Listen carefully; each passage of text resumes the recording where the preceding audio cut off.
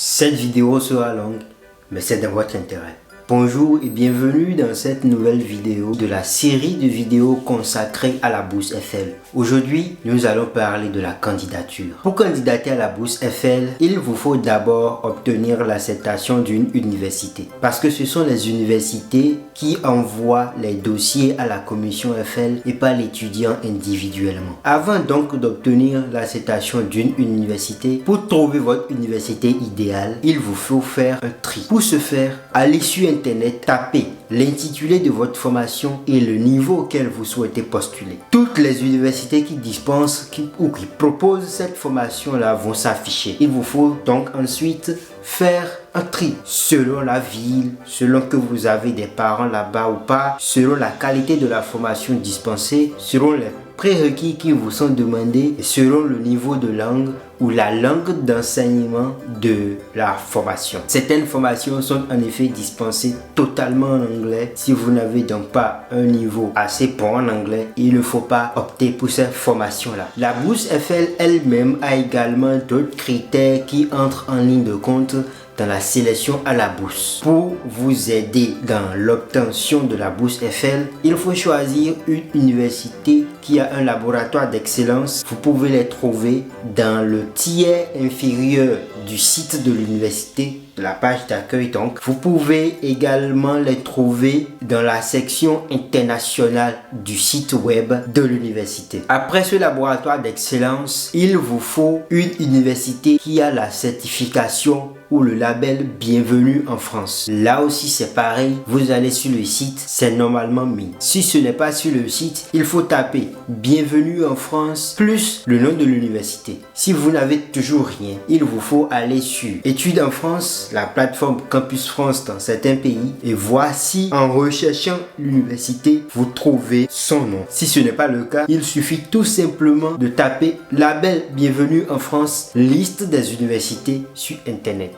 Vous aurez la liste de toutes les universités qui sont labellisées Bienvenue en France. Lorsque ces critères d'excellence de l'université sont cochés et que vous avez trouvé la formation que vous souhaitez, il faut maintenant écrire au responsable de formation. Le numéro ou le mail du responsable de formation ou du contact administratif se trouve généralement sur la fiche informative de la formation. C'est-à-dire que lorsque vous tapez master plus l'intitulé de votre formation, la page sur laquelle vous tombez, il y a forcément quelque part un mail auquel vous pouvez écrire. Il faut donc recueillir ce mail et écrire à la personne derrière pour lui faire part de votre envie de candidater à la bourse Eiffel dans son université. Pour cela, il vous faut soit une lettre de motivation bien rédigée, sans faute de français, ou un simple mail, là aussi bien rédigé, où vous vous présentez, où vous dites clairement quel est votre objet et où vous lui faites part de vos aspirations. Après le mail ou la lettre de motivation, vous ajoutez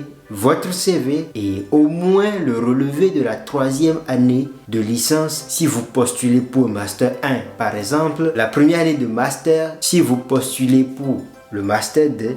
Ainsi de suite. Le relevé parce qu'il aide votre interlocuteur ou votre référent à avoir une idée claire de votre profil, de vos accomplissements, de vos expériences professionnelles et académiques, etc. Le ou les relevés de notes pour lui montrer votre excellence. Cela est important d'abord parce qu'il s'agit de la candidature à une bourse d'excellence quand même, mais aussi parce que certaines universités ont des exigences minimales pour la candidature à des bourses d'envergure comme la bourse Eiffel. Je précise que ni la moyenne ni le passage par Campus France ne sont une obligation de la bourse Eiffel en elle-même. Ce qui veut dire que vous pouvez obtenir la bourse avec 13 ou 14 de moyenne par exemple, tandis que certaines universités vous auraient demandé 15 ou 16 au moins avant de candidater auprès d'elle. Dès que tout cela est fait et que vous avez obtenu l'acceptation d'une université, il faut maintenant commencer à constituer son dossier de candidature. Mais avant, je voudrais préciser quelque chose. Si entre-temps, vous avez fait part de votre envie de candidater auprès de plusieurs responsables de formation et que la plupart vous ont dit oui, il faut faire un choix définitif. Si par exemple, vous avez 3 universités sur 10 ou sur 5 qui acceptent de déposer votre dossier à la commission FL, il n'en faut retenir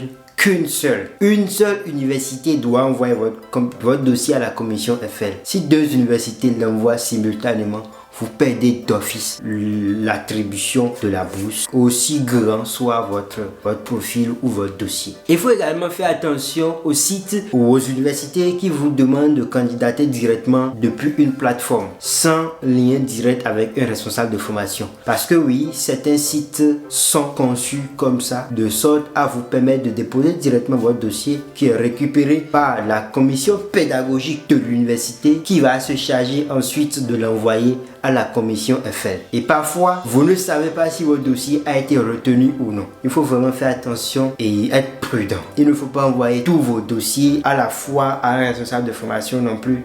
Il pourrait directement l'envoyer à la commission FL. Donc c'est d'abord le CV et les relevés de notes. Lorsque vous avez eu l'acceptation et que tout est clair à ce niveau et que vous avez déjà fait votre choix définitif, vous constituez maintenant votre dossier. Le dossier de candidature à la bourse FL est constitué d'un CV bien rédigé. Je ferai une vidéo plus tard pour en parler, mais j'ai déjà un article dessus que je vais vous mettre en commentaire. Je vais mettre le lien en commentaire.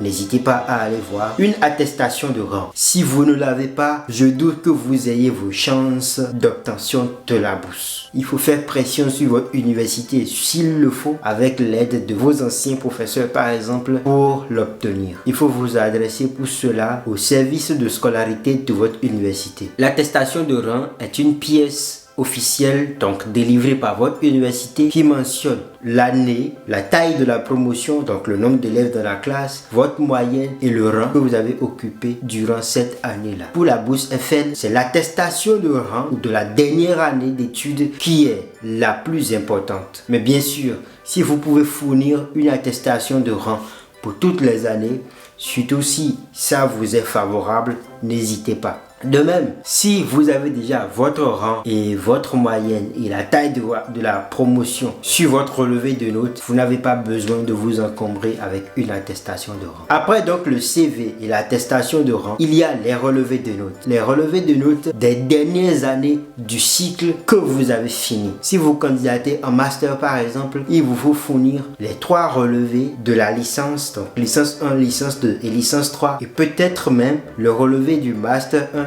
si vous candidatez pour un master 2. CV, attestation de rang, relevé de notes. À cela va s'ajouter les lettres de recommandation. Au moins 2 lettres de recommandation. Toujours au moins 2 lettres de recommandation. Si vous pouvez aller au-delà, n'hésitez pas. Moi, j'avais utilisé 2 lettres de recommandation de mes enseignants et 2 lettres de recommandation, 2 lettres de recommandation de mes employeurs. De sorte que j'avais 4 lettres de recommandation au total pour la candidature à la bourse FL. Je récapitule encore une fois: CV, attestation de rang, relevé de notes, lettre de recommandation. Pour finir, il y a le document le plus important, le projet professionnel. Vous avez un lien, un petit article qui donne des astuces pour vous aider à le rédiger. Il y a déjà une vidéo sur la chaîne qui en parle, n'hésitez pas à aller la voir. Je ferai bien sûr une vidéo plus complète encore sur le sujet. Pour ce qui est du CV, n'hésitez pas à étayer votre dossier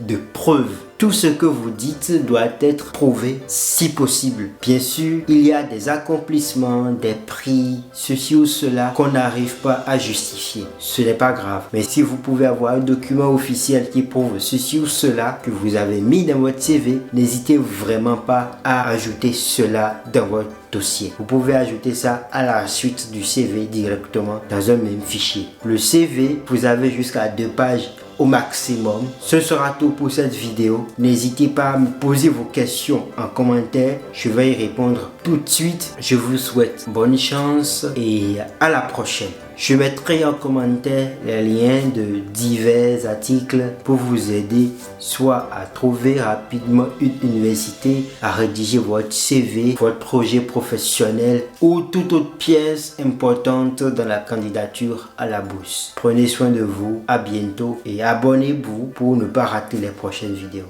Ciao!